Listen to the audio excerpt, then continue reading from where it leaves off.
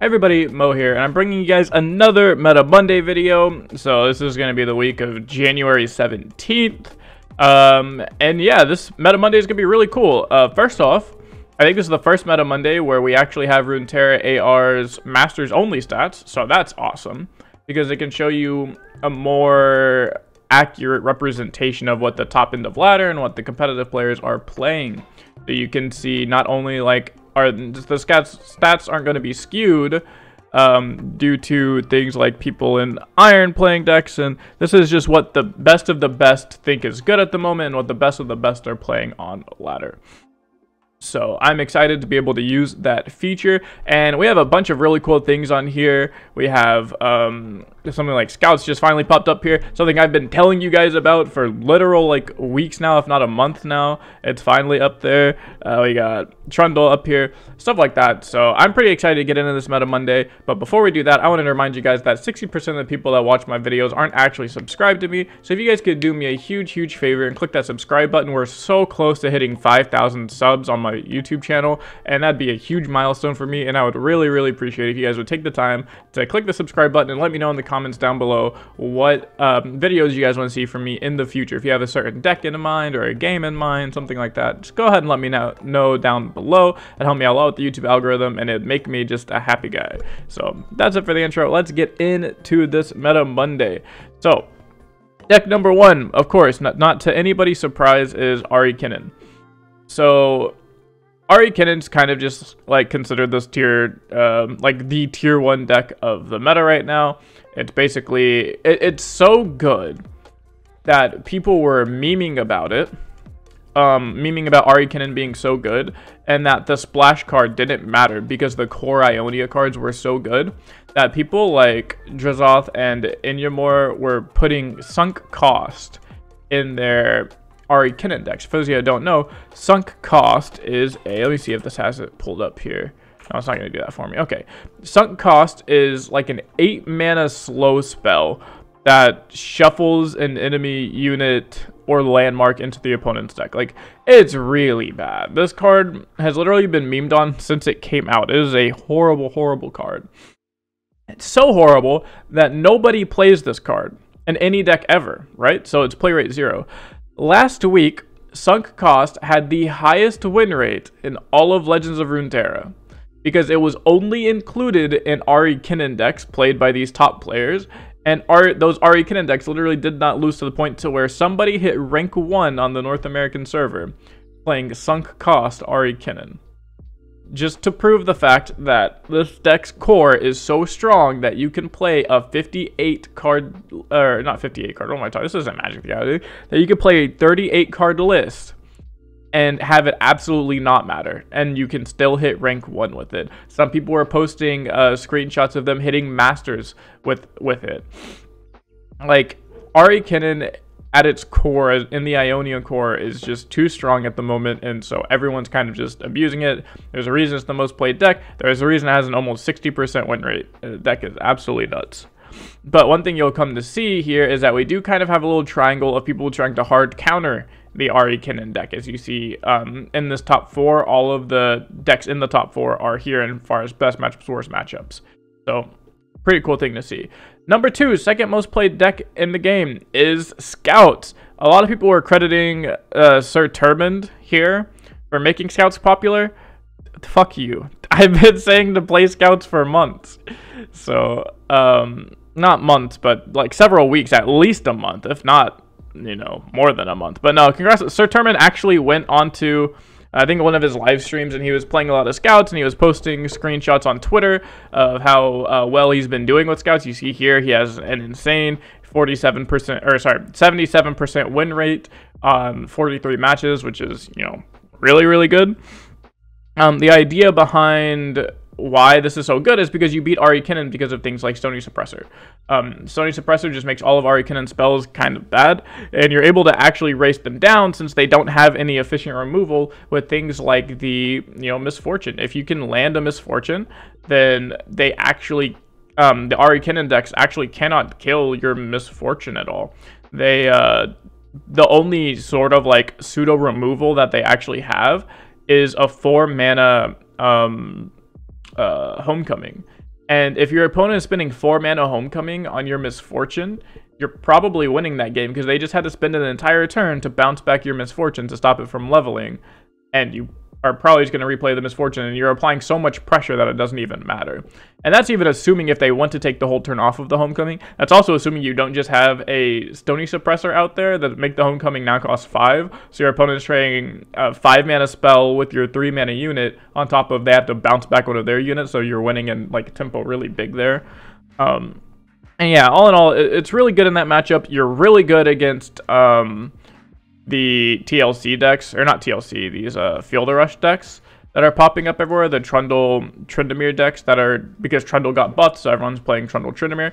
Obviously, Scouts is really good into that. Scouts is really good into Darkness. So in this entire top 3 that you're looking at, Scouts is really good into this. Like, the only thing Scouts is really bad into are these like hyper aggro decks, which we don't see very often, but we do see, one of them is in the top 8 right here, which is the, Lurk, just to kind of keep things in check. But outside of that, like, Scouts is dominating, dude. And I've literally been saying this for at least a month, if not multiple months, that Scouts looks nuts. People should be playing it. Of course, nobody listens to me. And finally, Sir Turmund, or this other streamer, goes on the record and, like, plays Scouts, posts a screenshot of them playing Scouts. And all of a sudden, everyone's like, oh shit, Scouts is nuts. Who would have thought? Like, I thought this is why you have to be watching My Meta Mondays. This is why you have to be paying attention to my meta reports. I called this shit like 2 months ago. You guys just gotta listen. You gotta listen to me. And then this could be you. This could be you right here. The 80% win rate, 77% win rate over 40 plus matches. You could be top 10 masters right now. Where's Sir? Well, I'm gonna take a detour real quick. Let's see, where's Sir Turmund right now on the leaderboard? Let's see, where is this guy? Where is Sir rank 16? This could be you. You could be plus 500 over 500 more LP than everyone else. This is you right here, rank 16. That could be you. But instead, no, you don't listen to me. You don't watch my meta videos. That's on you. That's what you get. So yeah, I think Scouts is nuts. A small little tangent. I'm super glad that Scouts is doing well and people are finally recognizing it. Number 3 is we have Darkness coming in. I think people are playing Darkness to kind of bully out all the cringy Lee Sin players, and then of course to beat the again the like Trundle Tryndamere. This is Fielder Rush, right? Or is it? It's not TLC. Yeah, it's Fielder Rush. Yeah, to beat out all the Fielder Rush decks because you just applied too much pressure and your Fielder Rush opponent can't really deal with it. On top of the fact that you can just answer all of their units, like, you can get your Darknesses to deal 10 damage, so that way, if they do play 10-10, you just go, okay, Darkness one of them, Mini-Morph the other, and now your opponent just doesn't have a play, and it feels really, really bad for them. But, of course, you just kind of get smoked by Scouts. That's probably relevant. If I'm being honest with you, I think Scouts is a very brittle deck, so as soon as people start, like, actually targeting Scouts and focusing it to try and beat it, it'll easily be beat, because just aggro will come into the meta, like, Lurk will come into the meta, people will start playing Pantheon again to beat Scouts, just because Pantheon's big Demacia deck. Probably, like, not mono Pantheon, but Pantheon Shyvana or something like that. That plays a whole bunch of units, because Scouts loses to other Demacia decks, so if you just build a bigger Demacia deck than Scouts, you're fine. But anyways, Darkness looking pretty good here. 53% play rate, third most played deck in the game. Win rate. Win rate's not very high. You see, like, the rest of these decks are pretty average win rate. I think, Ari Ken having 55 doesn't really count, but Poros back up there with 55, Lurk up there with 55, so the Darkness and Fielder Rush decks not doing too hot. But number 4, halfway done with the top 8, is in fact Fielder Rush. This is being played a lot because people believe it beats Ari Kinnan. If I'm being completely honest, I think Fielder Rush beats bad Ari Kinnan players. I don't think it beats good Ari Kinnan players. I actually am under the impression that people are playing Fielder Rush more to beat decks like Spiders, not Poros, but to beat decks more like Spiders, the Rumble Draven, like these more aggressive style decks. Of course, I could be wrong. I haven't played too much Fielder Rush myself, if I'm being honest. But yeah, you see here, like, Rumble Draven, 63% win rate against it. So, like, and yeah, Spiders, 81% win rate into Spiders, right? Like, yeah, your mid-range deck, 63%. So this is what my impression is why people are playing it, because it basically beats everything that isn't like these 3 decks, like that isn't Ari Kinnin, Darkness, and Scouts, you should be destroying. I guess I could understand if you do beat like bad Ari Kinnin players. Are you playing? I'm assuming some amount of boxes in here. Yeah, you play a box. So between box and avalanche and blighted ravines, not good Ari Kinnin players are gonna overextend their board a lot of the time and just get absolutely clapped by a blighted ravine or an avalanche or something if you sandbag it for a turn or two. On top of the fact that this list is only playing 1 box, I would probably be on 2 box if I really wanted to beat Ari Kinnin, like if I was playing this, because box is a direct counter to Kinky Wayfinder. So your opponent goes, okay, turn 4 Kinky Wayfinder, get my 2/3, and then 2 1-drops. You just go, okay, box, and you just traded a 3-for-1 for the exact same amount of mana. That always feels really good. Or you force your opponent into playing more spells to keep their units alive, and all that type of stuff seems pretty good for you either way. But yeah, I don't really see it beating good Ari Kinnin players, but of course I could be wrong. And I've experienced this matchup twice, and one of the times I just absolutely annihilated the guy or the player, and the second time it was, I guess you could say it was closer, but my opponent kind of just played not well, so it didn't matter, and I just destroyed them anyways. But it was definitely closer. Like, they board wiped me, I think, like 1.5 times. They board wiped me the first time because I was playing like a donkey, and then by the time the second board wipe came around, I was playing a lot more tighter, so they didn't actually board wipe me. And that's exactly what I'm talking about, is whenever people are playing tight and people are playing well, you're probably not getting good board wipes because they don't need to overextend their board. An Ari Kinnin player is perfectly fine with going, okay, hit you for 6. Hit you for 6. And it's like, you can only take an attack for 6 so many times. And as soon as you tap out or spend a bunch of mana to do something as the FTR player, then the Kinninari player is going to now spend that time to fill their board. And if you go, oh, well, I have this 4-mana avalanche, they're going to say, okay, cool, here's a 1-mana recall to counter that on my unit that matters. And then my Ari has 3 HP. I have like Twin Disciplines to save my elusive unit if I need to. So I can trade 3 mana for your 4 and keep alive all of the important units that I need to win the game. And on top of all of that, you have like the Absolver, which absolutely just like annihilates you if you don't have a Frostbite. So yeah, I understand why TLC is being played. It beats everything that isn't one of these 3 decks. So, and apparently you are beating Ari Kinnin some amount of the time, so that's good for you. Number 5 is Lurk. I think Lurk is kind of just played as this aggro deck of, oh, it beats Scouts now, so like these Lurk degenerates have a reason to play Lurk. Lurk just has this weird cult of people that play it for no reason. It also like destroys Darkness. I forgot about that. So yeah, I mean, Lurk looks really good this season, right? Or at least right now, because it beats FTR, it beats Darkness, it beats Scout. So you're beating 3 of the top 4 most played decks. So about, what is this? So this is about 5.5, we'll call this 16% of your games are just free because Lurk annihilates Scouts, annihilates Darkness, annihilates FTR, just annihilates this Zillion Zerath deck, which is also in the top 8 here. So out of the top 8 most played decks, 5 of them you're just absolutely getting free matchups on. So about 20% of your games you're like hyper favored. That seems like pretty good odds to me. I'd take 20% of my games to be free. So yeah, so Lurk's in a really good spot right now. Not really too much to say about Lurk. It's been around forever. You've heard me talk about how the deck works and why it's being played. Number 6 is Poros. Poros are still being played. It's really funny. Poros were originally played thanks to the Iceborne Legacy buff. And they had like this really absurd win rate, and everyone was like, oh my god, like hot nerf. Like, first of all, stop calling for hot nerfs on things when they come out day 1. You're an idiot. I'll say it right now. If you're calling for hot nerfs of something or hot fixes for something day 1, you're an absolute idiot. Let the deck play out. Let people figure out how the deck actually works, how to beat the deck, what the consistency of the deck is. Stop complaining every time you get high rolled by something and take to fucking Twitter and say like, oh my god, please fix, blah, blah, blah. No one cares. No one cares about your tweets about hot fixes because you get high rolled in the game. I promise. Not a single person cares. It just annoys people. So after all of that fiasco, the deck kind of died down because, hey, guess fucking what? The deck isn't broken. The deck doesn't need a hot fix. The deck isn't really that consistent. Like, it's not crazy. So people like stopped playing it. But then people are now shoving these, like, people are playing Darkness again. People are playing FTR again. So like people were like, hey, you know what beats FTR? You know what beats Darkness? Like, this Poro deck, like playing 1 mana 4/4s, 1 mana 3/3s, 1 mana 4/4s. Yeah, that beats control decks. So they're like, hey, people are playing control decks again. Let's play this Poro deck again. So, Poros have came not that they really went away, but their play rate definitely went back up, and the win rate is that more importantly went way back up to almost 56% win rate. Not because it's broken, so shut up and go back to your old Twitter feed, but because it has really good matchups right now.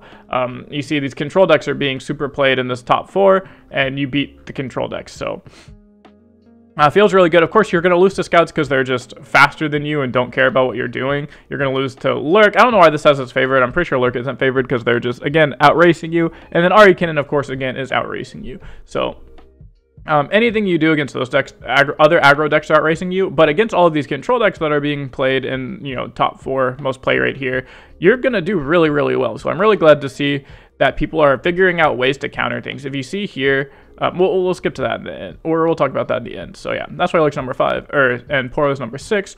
Number 7, we're not going to go over this. It's just another iteration of Ari Kinnan. So all in all, Ari Kinnan actually has about a 9% play rate, and that's only with these 2 versions. I know there's still the Demacia version, the Troll-like version. So I'd say all in all, Kinnan Ari is probably about 10% of ladder, easily. So about 1 in every 10 games you're going to play against Ari Kinnan. And at number 8, we have Zerath Zillion. And I actually have no clue why this deck is in here, other than to hard counter Scouts. But I think if you're playing multiple Rangers Resolves, you don't actually do that. So let's see here. Alright, cool. So it looks like Zerath Zillion beats like Field Rush immensely. I assume because you're playing like triple Mini-Morph and Arsenal and shit like that. So yeah, like control decks cannot deal with Arsenal. He is way too hard, especially if he has Spell Shield or rolls Spell Shield. He's too nuts. If you ever go Arsenal into Hourglass and your Arsenal just gets every single keyword, he's too nuts. Your multiple Mini-Morph is nuts. Of course, yes, you get Deny as well in these colors. So that makes a lot of sense as to why this deck is absolutely smoking the Trundle Tryndamere deck with a 67% win rate. That's absolutely nuts. Because the fact that you get Deny, you get Mini-Morph, and you get a win con that they can't really deal with. So makes a lot of sense. Same thing with Darkness. The actual Darkness card does not really matter to you, so them dealing damage doesn't matter. You're able to deal with your with their threats very easily, and then of course they can't deal with Arsenal in the same way that the other control decks can't deal with Arsenal.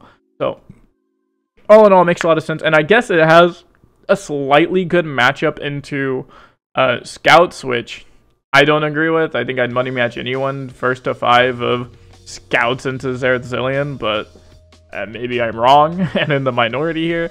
So yeah, it's really cool. I don't know if a streamer or anyone like kind of made this popular and that's why it's popped off, but either way, I love seeing newer decks. I know it's not really a new deck, but it's the first time this deck has really made it into the limelight of like, oh, top 8 most played decks.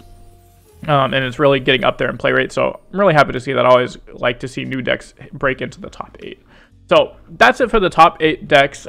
Before we go, I did want to mention something that I thought was really cool, was the fact that you see players or communities, instead of complaining about nerfs and wanting nerfs to things, they try and take it upon themselves to beat the meta.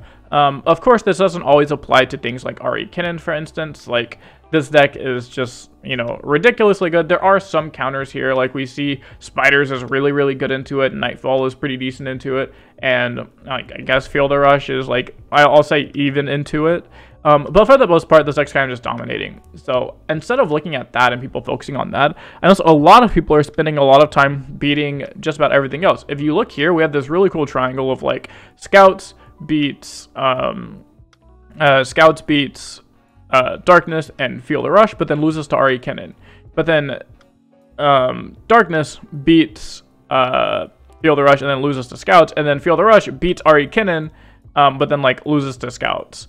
So you have this really weird, like, it's not really a triangle because there's multiple decks here, but there's like this interlocking web of like deck 1 beats deck 2, and then deck 2 beats like deck 3 beats deck 1 type of scenario. And you can see that all throughout top 8. The entirety of top 8, if you look at best to worst matchups, is literally just other top 8 decks. Like boom, 1, 2, 3, 4, 5. There you go. That's 5 of the other 7 decks, 6 even. So it's literally 6 of the other 7 decks here on top 8, just in this like scenario. Actually 7 out of 8, like literally all of them here. if you don't count this Draven Rumble deck, the one right after that is Poros. So the 4 best matchups, and then 3 out of the 4 worst matchups are here. That's 7 out of your 8 there. Like, just to prove a point. We're not gonna count that because this is another Arcana deck. Poros, like, same deal. You have 1, 2, 3, 1, 2. So that's 5 out of your other 7 matchups. For Lurk, you have 1, 2, 3, 4. Like, 5, 6. That's literally 6 out of your other 7 matchups. So it's really cool to see, to go through this and see how intertwined all of these decks are. Due to, and that's why the players play them, is because they say, oh, I'm trying to beat, out of the top 8 decks being played, I want to try to beat these 3 or 4 to give myself the best odds of winning. I'm just going to concede every game to Ari Kinnan, but if I can win every other game, then I'll be happy. And it's just games like that people are playing, and it's very, very cool to see. It's cool to see that that's how you know you have a really balanced game. Of course, outside of the top 1 deck just being absolutely, like, absurdly dominant, that every other deck in the game can be matched by some sort of counter or something like that, shows that the game is in a very, very, very good spot. So I think LoR is in a very good spot, outside of Ari Kinnan obviously being too strong, to the point where people are memeing and then making completely unplayable cards be the highest win rate cards in the game. That's pretty funny to see. So I'm really happy with the state of LoR outside of Ari Kinnan. I think the game's in a very good spot and going great places. So make sure that's gonna be it for this Meta Monday. So make sure to go ahead and subscribe and go follow me on Twitch. I stream on there almost every single day. Join my Discord so you get notifications whenever I post anything, and make sure to sub here on YouTube so you don't miss a Meta Monday, so you can get the jump on when a deck like Scouts is up and coming, something that I've been calling for multiple months. You could have seen this coming, and you could be the guy that's ranked 16, 530 LP. That could be you, but all you have to do is subscribe and listen to me. It's that simple. Just listen to me. So that's it. I'll see you guys in the next video. You have a good day.